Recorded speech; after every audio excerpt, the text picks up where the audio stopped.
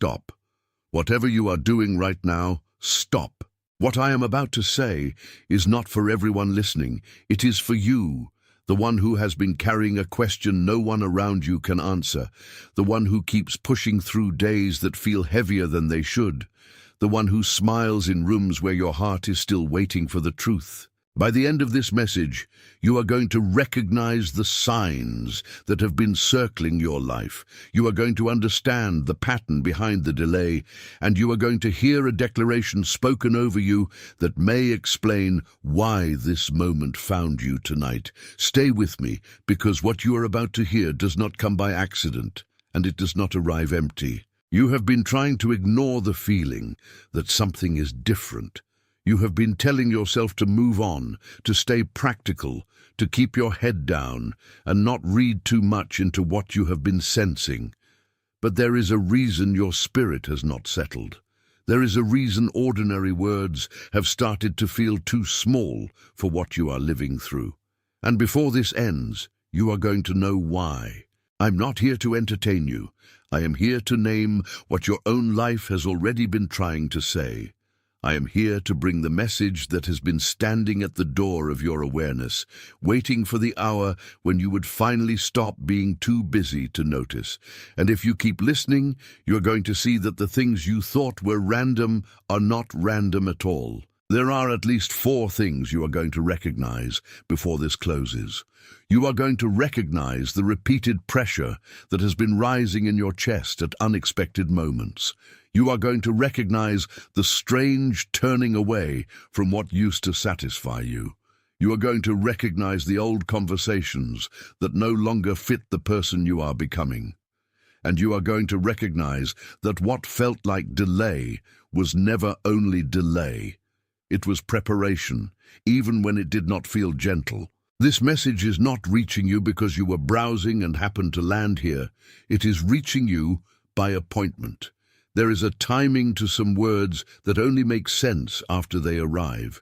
They come when you are tired enough to stop performing strength and honest enough to admit that you need to be seen.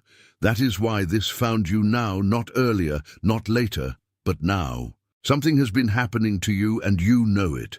It has not always been dramatic. In fact, that is part of why it unsettles you. It has been quiet enough to dismiss, consistent enough to notice, and intimate enough to reach places in you that speech cannot easily touch. You have felt it in your sleep, in your thoughts, in the way certain rooms suddenly feel too small for who you are becoming. One of the first signs has been the way your nights have changed. You may have been waking at the same hour again and again, as if something inside you opens before dawn and refuses to close until the truth is heard. It is not always fear that wakes you. Sometimes it is a weightless alertness, a feeling that your inner life is standing at attention while the rest of the world is still buried in silence. And after you wake, you lie there with the sense that something is near, something meaningful, something not yet named. Another sign has been the emotional movement you cannot predict. A moment of peace can suddenly give way to a wave of grief, or a simple afternoon can be touched by a tenderness so deep it almost hurts. Nothing obvious has happened, and yet your heart responds as if it is remembering something your mind has not caught up to yet. You have wondered why the smallest things are moving you more than before. You have wondered why a song, a face, a sentence, or a passing thought can open tears that do not feel fragile, but ancient. Then there is the strange hollowness that has entered some of your old connections. A conversation that used to feel easy now feels paper-thin. A place that used to hold you now feels like a room you have already outgrown. You still care, but you do not fit the same way you used to fit. And that mismatch has not been cruelty. It has been revelation. It has been the quiet announcement that your soul no longer speaks the same language as some of the patterns that once fed on your attention. You have also been noticing repetitions, a number appearing in unexpected places, a phrase repeated by different people at different times, a sentence from one conversation returning inside another, as if life is underlining itself in front of you. These moments are easy to dismiss until they keep returning with enough insistence to make dismissal feel dishonest. And if you are honest, you know that some part of you has already begun to lean toward them, not as superstition, but as recognition. If even one of those signs has landed in you, if one of them has followed you longer than you can explain, if your shoulders dropped at any point in this message and something in you said yes, then type the number 888 in the comments. 888 is the frequency of overflow, the reminder that what is being gathered in you is larger than what has been leaking out of you. Type 888, then come back to me. And while you are doing that, let this settle. These signs are not proof that something is wrong with you.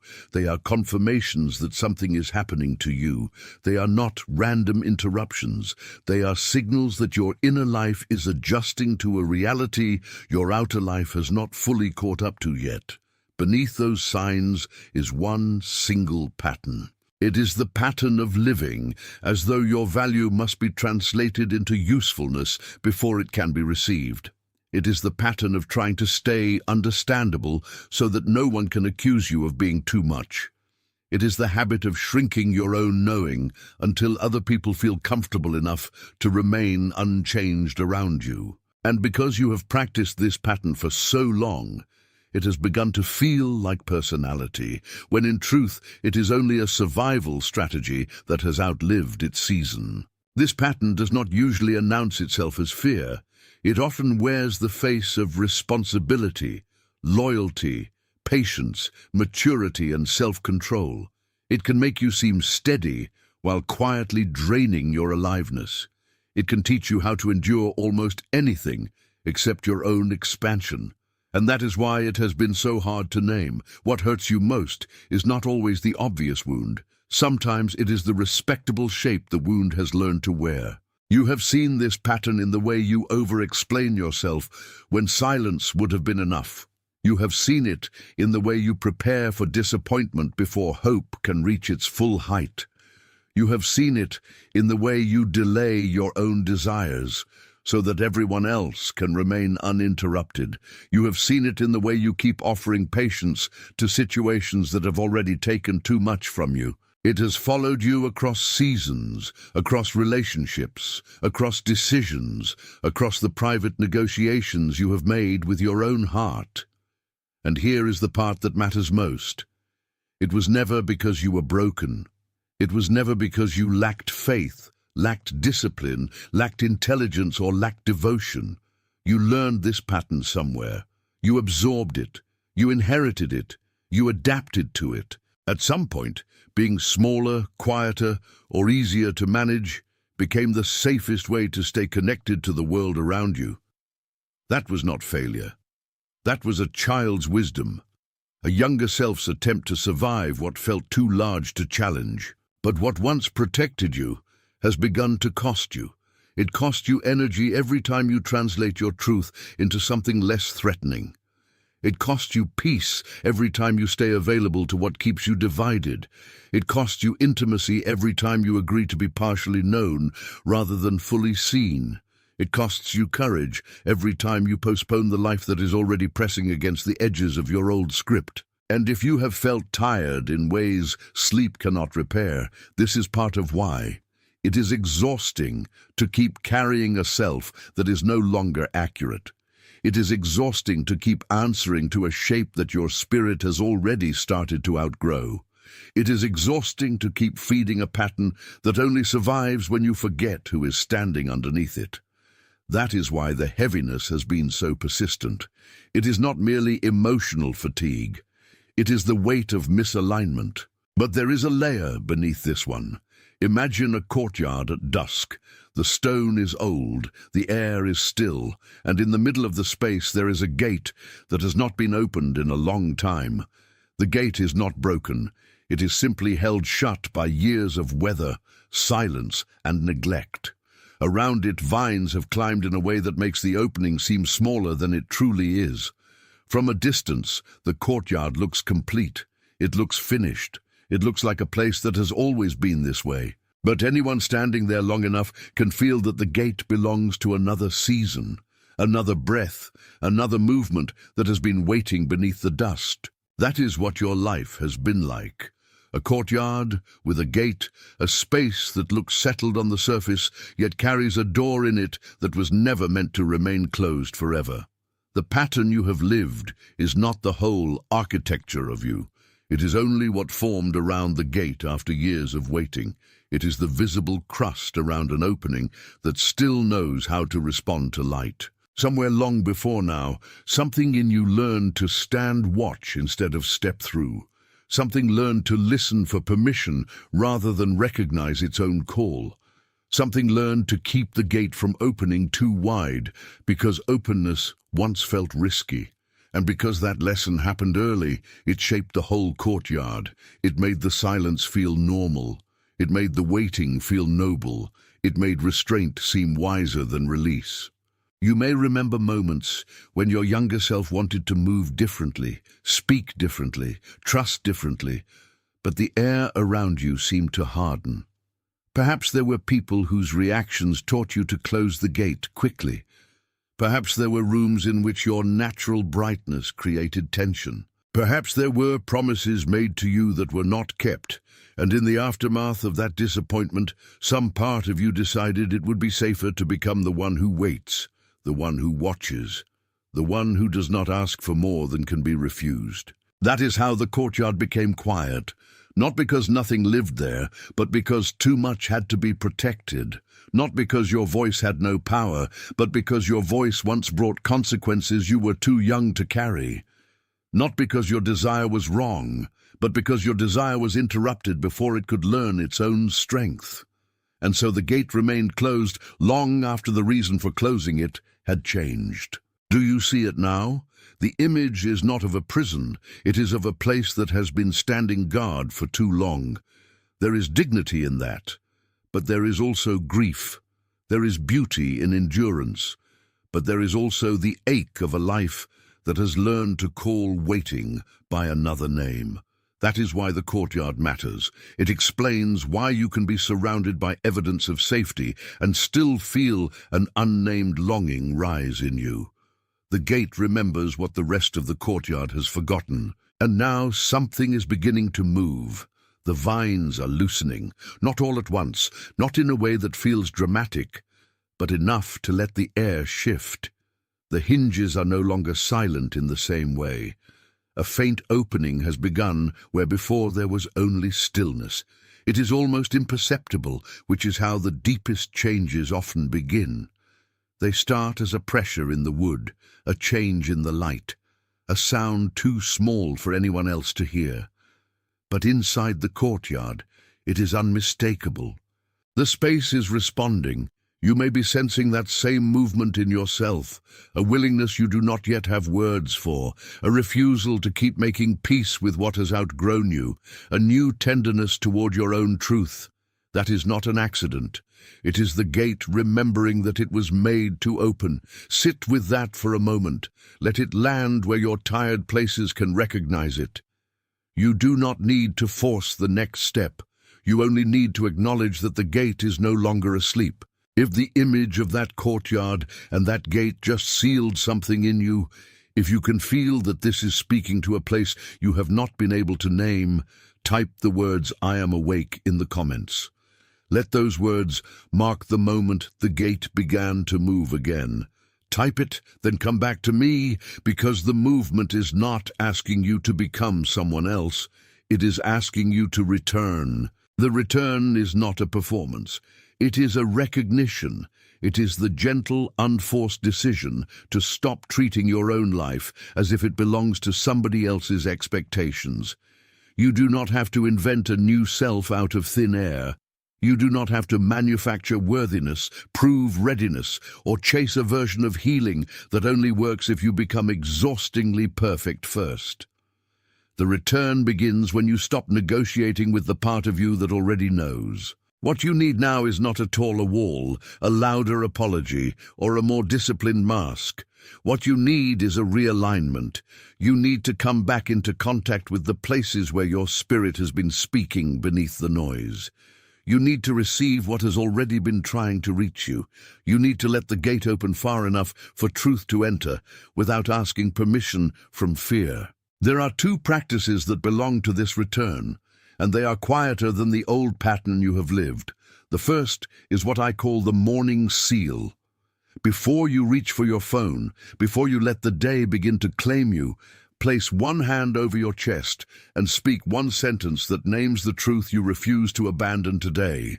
It does not need to be elaborate. It only needs to be honest. Say, I do not belong to the old pattern anymore. Say, I will not shrink to make comfort easier for others. Say, I am here and my life is allowed to be real. Let the sentence be simple enough for your body to believe. The second is what I call the witness pause. At some point in the middle of the day, when your mind starts pulling you back into over-explaining, over-giving, or over-managing, stop long enough to ask one question. What am I trying to protect right now?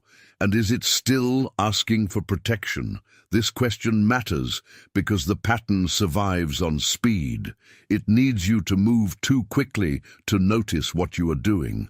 The pause breaks that spell. It gives your deeper self enough room to answer before the old reflex takes the wheel.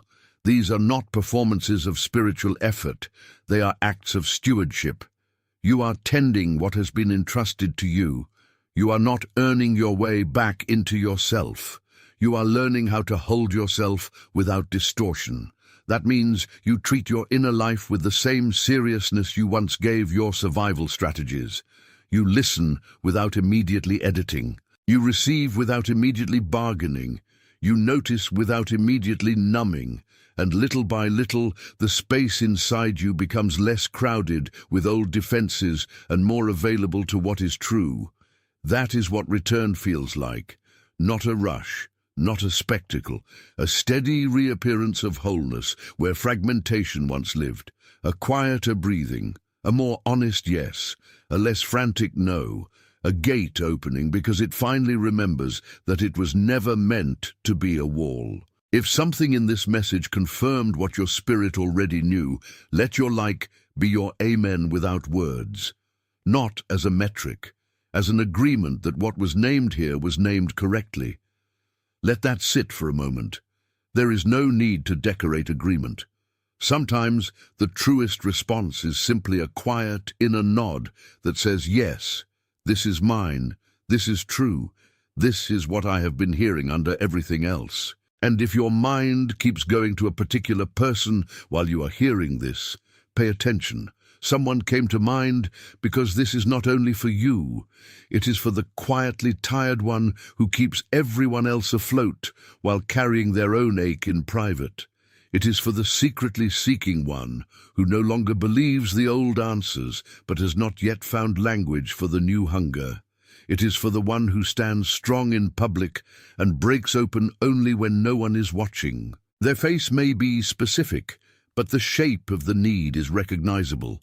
This is the kind of message that reaches a person by appointment and then asks to be carried to the one who keeps missing themselves. Send it to them.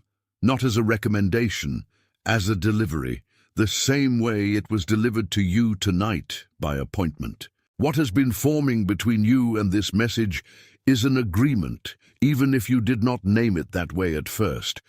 You have been hearing your own life speak through these words. You have been recognizing that the signs were not warnings, but invitations. You have been seeing that the pattern was not your identity. You have been feeling that the gate is still yours and that it remembers how to open. And now there is one more thing to name before we close. Before this closes, type the words, I am chosen in the comments. Not as a wish, not as a performance, as a confirmation that you are no longer speaking from the courtyard floor, but from the threshold itself. Let your fingers do what your spirit is already doing. Let the declaration settle where old doubt used to live. You are not abandoned in the middle of becoming. You are not forgotten while the gate opens. You are not too late for what is still finding its way to you. You are not the lesser version of your own calling. You are not meant to stay trapped inside a pattern that only knew how to protect you by limiting you. Right now I bless your nights with clarity, and I bless your mornings with steadiness, and I bless your hidden places with courage. I bless the parts of you that have been waking before dawn, because they are waking for a reason. I bless the places where grief has been moving without a name, because they are making room for truth. I bless the gate in you that has remained faithful through seasons of silence, because it is not broken, only waiting. I bless you with the strength to stop translating your life into smaller language. I bless you with the peace to recognize what is real without needing everyone else to validate it first. I bless you with the grace to receive what has already been approaching you. I bless you with the calm that comes when a soul finally stops arguing with its own knowing. Right now, all across the world, there are hearts carrying the same quiet pressure, the same hidden awakening, the same holy discomfort that comes before a life changes shape. And wherever this message has landed, whether in a crowded room, a silent kitchen, a late-night walk, or a place where someone is listening with tears they did not expect, let it be known that you are not alone in this moment. You are part of a larger stirring, a larger remembering, a larger turning toward what is true. It is sealed. The seal is not only a sentence now, it is the place where your spirit stops negotiating with what it already knows, and that is why this close matters. What began as a message has become a threshold, and you are standing at it with more truth than you had when you arrived. The final weight of this moment is not in noise, but in recognition. You have heard yourself described, and something in you has answered. You may feel that answer as relief. You may feel it as grief. You may feel it as a quiet straightening inside the chest, the kind that happens when a burden is finally set down without ceremony. That is part of the closing too. Not every ending arrives loudly. Some endings arrive as permission. Some arrive as the soft release of a long-held breath. Some arrive when the soul hears at last that it does not need to keep performing for a room that has already gone quiet. So let this be a final kind of knowing. The signs were not there to confuse you. They were there to gather you. The pattern was not there to condemn you. It was there to be seen. The root was not there to shame your past. It was there to explain why the present has felt so heavy. And the return was never about becoming someone acceptable to the world. It was about becoming available to yourself again. This is why the language of continuation matters to your heart. You are not being asked to force a miracle. You are being asked to continue. Continue in honesty when performance would be easier. Continue in stillness when urgency would feel safer. Continue in tenderness when old defenses try to harden you. Continue in the direction of truth, even if truth does not arrive with applause. A real turning often begins where the clapping ends. There is a dignity in the person who keeps going after being disoriented by their own becoming. There is a holy steadiness in the one who no longer needs every answer before taking the next faithful step. There is a quiet strength in the one who can say, I do not understand all of this yet, but I know I am not what I used to be. That is not weakness. That is a soul reorienting itself. And perhaps that is what has been happening to you all along. Not a collapse, but a reorientation. Not a loss, but a gathering. Not the end of your voice, but the end of your apology for having one. You have been moving through a season where old language no longer fit, and that is often the first sign that a deeper language is coming online.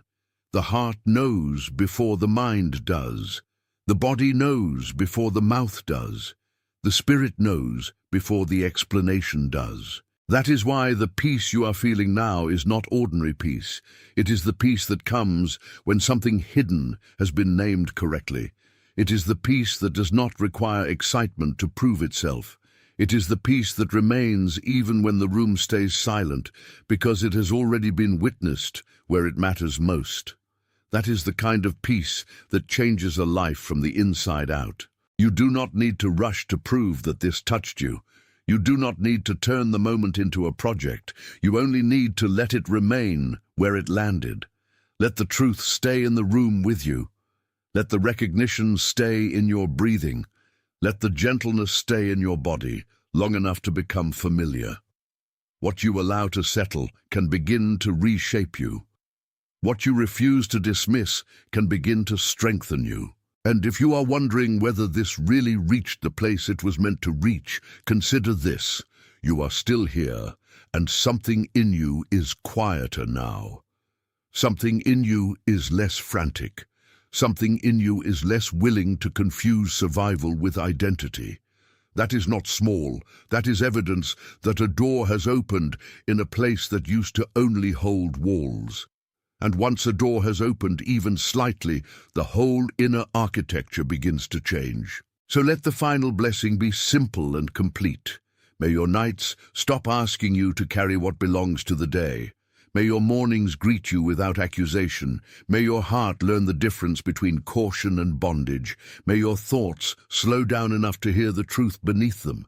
May your body remember that it is safe to live in a way that is not constantly bracing for impact. May the old gate in you stay open long enough for light to enter. May the courtyard inside you become a place of passage, not endless waiting. May what was once hidden become wise instead of heavy. May what was once guarded become peaceful instead of closed. May what was once strained become spacious enough to breathe. And may you remember that you were never abandoned in the fire, never absent from the gathering, never outside the reach of what was forming you. Even the hard parts were not wasted. Even the silent parts were speaking. Even the delay was doing something you could not see from the inside. Right now, all across the world, there are listeners who feel this same stillness after the message, this same sacred settling after the recognition, this same inward yes that does not need to be shouted to be real. In homes, in cars, in kitchens, in late-night hours, in the middle of ordinary chores and extraordinary burdens, the same quiet opening is happening in more than one heart. And that means this moment is larger than one person's story. It is a shared remembering, a shared return, a shared release into what has been true all along. So receive the last word as a resting place, not a conclusion that pushes you away. You are not behind. You are not forgotten. You are not too late. You are not misread by heaven. You are not without a future because the present has been confusing. You are being gathered. You are being steadied. You are being led back to the part of you that never stopped